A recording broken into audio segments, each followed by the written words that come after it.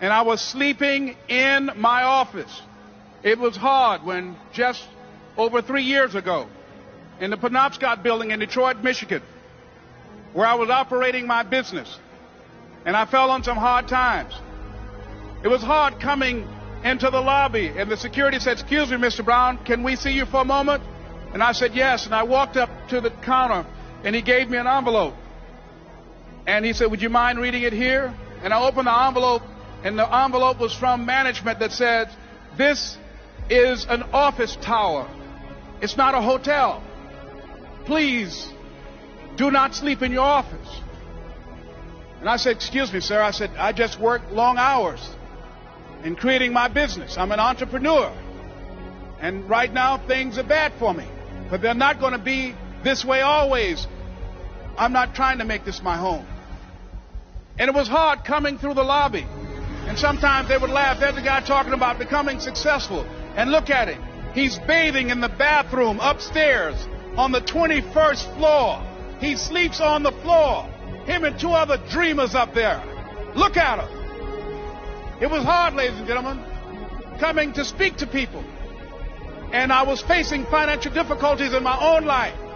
I was behind on my bills and my dreams, and I'm saying to them, you can live your dream. It was hard, ladies and gentlemen. It was very difficult to pick myself up each day believing that I could do it. There were times that I doubted myself.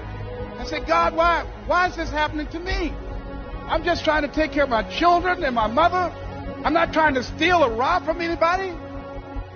Why did this have to happen to me?" It was rough when I lost my job. And I could not find a job. It was humiliating and embarrassing, borrowing money. And then I couldn't pay the money back when I told them I would. That's rough. How people look at you, how they respond to you. It's very hard. Here's what I discovered that happens to you in life, that you will go through things, and while you're going through them, you can't understand why it's happening to you. But after you go through it, and you get back and you look at it and you say, "Oh, now I understand why I needed that lesson." Then I saw that that was preparing me for bigger and better things. My dream that one day I would have my own talk show. It's a long shot, ladies and gentlemen, from Liberty City, an abandoned building on a floor, never knowing my mother or father. It's a long shot. Being here with you today in this dome in Atlanta, it's a long shot. My mother used to say, "Birds of a feather flock together." If you run around with losers, you will end up a loser. It's necessary that you get the losers out of your life if you want to live your dream. Ask yourself the question, the people in my life right now, are they contributing to my growth and development?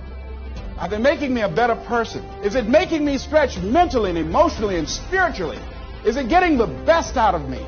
See, this is the only life you've got.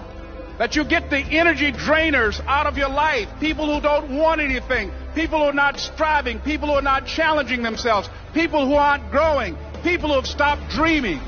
It's necessary that you align yourself with people who are hungry.